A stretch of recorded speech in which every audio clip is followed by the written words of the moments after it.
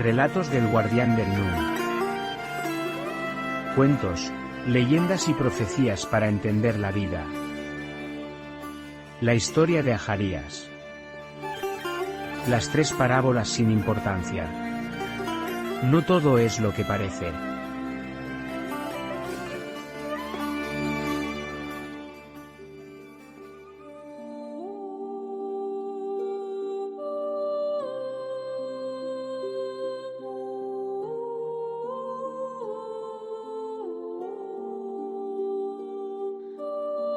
Segunda parte.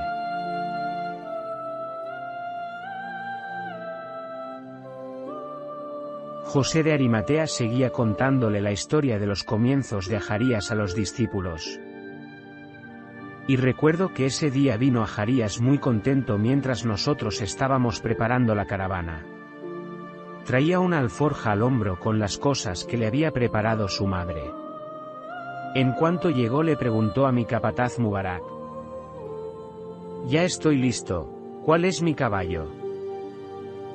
Y los muchachos al oírlo se pusieron a reírse. «Jajaja, escuchad lo que dice el nuevo, que cuál es su caballo». «Oye amigo, ¿tú entiendes de animales?». Y Ajarías, que era un joven inocente, les respondió lleno de orgullo: «Claro que entiendo, he sido pastor toda mi vida». Y Mubarak, el capataz, le dijo socarrón: «Ah, perfecto, eso está muy bien. Me vienes genial para un puesto muy importante. Sígueme». Y el joven Ajarías le seguía muy contento. Lógicamente yo era el jefe y confiaba en mis hombres. Así que los dejé hacer, incluso que se mofaran de él. Mi capataz le puso un delgado palo en las manos y le condujo al último carro de la caravana. Iba tirado por dos enormes bueyes, y cargado con sacos de forraje para los animales. Y Mubarak le dijo a Ajarías con sorna: «Aquí está tu caballo. El buey izquierdo se llama Ka, y el derecho, Bayo. Que los disfrutes». Iniciamos el movimiento, pero el último carro, el de Ajarías, no se movía. Y entonces le gritó al capataz: «No quieren moverse. ¿Qué puedo hacer?». Y Mubarak, riéndose con los demás muchachos, le dijo encogiéndose de hombros: «Tú sabrás, tú eres el que querías un Ka y un Bayo, y además entiendes de animales. Jajaja». Entonces me di la vuelta con mi montura y me puse a retaguardia junto a él y le dije lo más serio que pude: «Muchacho de Betlehem, ¿quieres el trabajo, o prefieres volver a tu casa con las ovejas y cabras de tu padre?». Esa pregunta le dolió más que las burlas del capataz. «No señor. Lo haré». Y entonces le dije: «Muy bien, entonces haz que caminen. Utiliza el palo para ello, empújalos, grítales, no sé. Tienes que ir andando junto a ellos». «¿Has comprendido bien?». «He dicho andando, y por supuesto, no nos puedes retrasar. Así que, búscate la vida. Si hoy me das problemas, mañana te despediré, ¿comprendiste?». Y me respondió con un humilde: «Sí señor». Los discípulos escuchaban al viejo José de Arimatea. Y entendían lo severo que tenía que ser como jefe de una caravana, pero contrastaba con la imagen que ahora les daba este viejo mercader de abuelo entrañable. Y José de Arimatea seguía con el relato.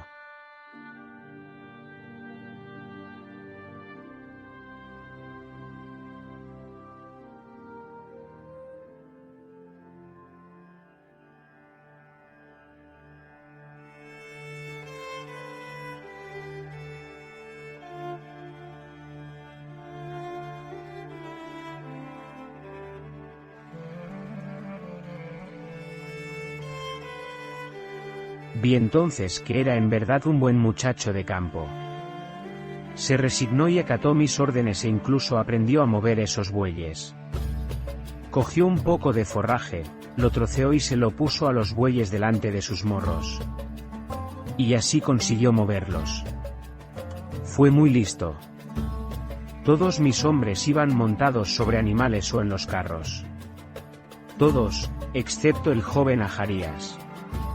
Creo que nunca había caminado tanto en toda su vida y llegó reventado. Fuimos desde Judea por el camino de la costa, pasando por el borde de la meseta de Tiul, hasta la encrucijada de Tanis, en la tierra de Gosen, en Egipto. Y Ajarías se curaba sus propias rozaduras y ampollas de los pies. Llegó un momento que caminaba cojeando, pero no se me quejó. Y yo me seguía mostrando severo e inflexible con él. La imagen de un comerciante es muy importante, y tus trabajadores te respetarán gracias a tu reputación. Por eso, todos los días que estuvo conmigo le decía: hoy has trabajado bien, pero mañana quizás te despida, ándate con cuidado. Y esto parecía que le estimulaba para trabajar cada vez mejor.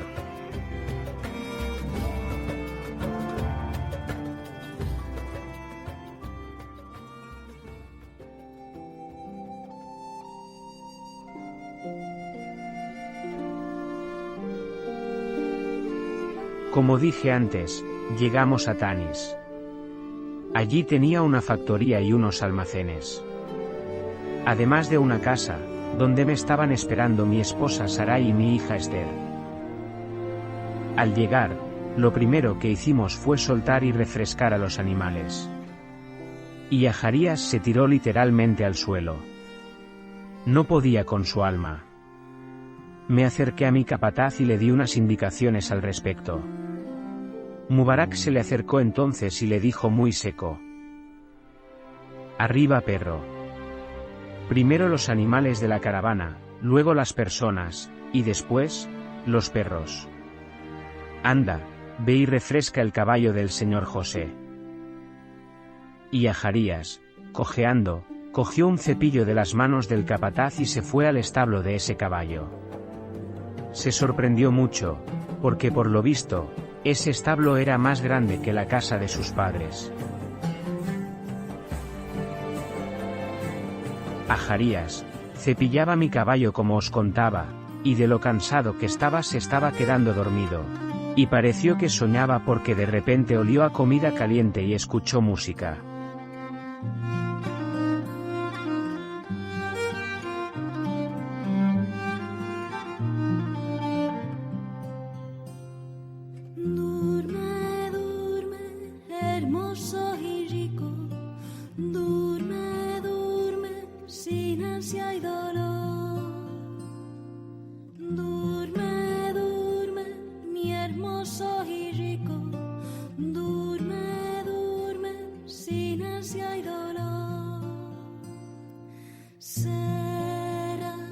Pero sobre todo escuchó la más linda voz, era como la de un ángel, y todo aquel que la escuchaba se serenaba, y era transportado a un estado que parecía que uno estaba fuera de sí. Y hasta se olvidó de sus dolores mientras cepillaba el caballo y escuchaba esos cantos. Era mi hija Esther, quien cantaba para mí cada vez que regresaba de viaje. Ella cantaba y yo la acompañaba tocando la lira egipcia. No lo hacía nada mal. La letra de esa canción decía algo así como "Durme, durme", con ese acento tan característico que tenemos los judíos de las colonias. Y Ajarías dejó el cepillo y el caballo, y salió del establo. Se dirigió hacia mi casa siguiendo la música. Se acercó a una ventana y pegó su cara para escuchar mejor.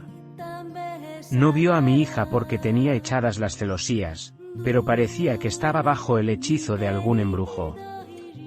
Mi hija Esther cantaba como los ángeles. Pero allí estaba Ajarías, pegado como una mosca a la ventana.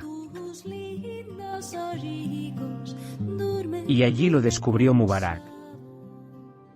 ¿Qué haces aquí, perro? Aquí no puedes estar, vete y termina con tus obligaciones. Y Ajarías le dijo que ya había terminado con el caballo. Pero Mubarak, que tenía órdenes mías de ser severo con él, le ordenó: pues encárgate ahora de guardar el forraje del carro de tu caballo. Cuando termines, podrás ir a asearte, comer y descansar. Y Ajarías obedeció y se fue de allí avergonzado. Él no era un cotilla, pero nunca había escuchado una voz tan bonita como aquella. Y como no había comido nada en todo el día y tenía hambre, se fue donde los bueyes para terminar lo antes posible. Durante el viaje ya habían consumido forraje, quedaba por tanto ahora menos, pero aún así eran muchas balas de heno. Ajarías iba bajando y soltando todos aquellos fardos. Y Ajarías se percató del buen olor que tenía este forraje. Cogió gavillas y las examinó. Además del olor, era la textura y el color. Eran hierbas de excelente calidad. Y es que, como antes os dije, Ajarías lo que en verdad quería, era dedicarse a la siembra de plantas, cereales, frutas y hortalizas. A él, lo que verdaderamente le atraía eran las cosas que crecen de la tierra. Se preguntaba de dónde sacaba yo ese forraje. Pero el extremo cansancio y el hambre que sentía comenzó a hacer mella en él. Se estaba mareando, las piernas le temblaban y se estaba quedando sin fuerzas. Los oídos le pitaban y un sudor frío le recorría la espalda. No pudo terminar con la descarga de los fardos y salió de allí tambaleándose como pudo. Iba buscando agua y sabía que por allí, en alguna parte debía haber un pozo. Y casi llegó, pero se tuvo que sentar de repente, porque se iba a caer al suelo. La cabeza le daba vueltas. Y Ajarías pensaba que la primera persona que le ayudara, le estaría eternamente agradecido y le debería la vida. Ajarías pensaba disparates. Y en ese momento, mi hija Esther, que había salido con el cántaro a traer agua, se lo encontró allí, sentado en el suelo y con la cabeza metida entre las piernas. Le llamó la atención este chico por su estado y porque no le sonaba como trabajador mío. No sabía quién era. Mi hija era un cielo, sacó un poco de agua del pozo y se sentó a su lado. Hola. Verdaderamente hace calor esta noche, ¿quieres un poco de agua? Ajarías escuchó esa voz, la musical voz de mi hija Esther, y le sonó a los cantos que había escuchado antes. Y Ajarías y mi hija se miraron por primera vez. La verdad es que mi hija era una preciosidad. Le gustaba llevar el pelo parte recogido en trenzas y parte suelto. Tenía unos ojos grandes y castaños claros como la miel. Y era muy morena, igual que su madre. Y parece que el corazón de Ajarías empezó a latir muy rápido y un tremendo calor se le subió a la frente. Una fiebre le invadió. Intentó ponerse de pie de golpe, ante la presencia de Esther, pero se le nubló toda la vista y se cayó rodando por el suelo. Cuán largo era.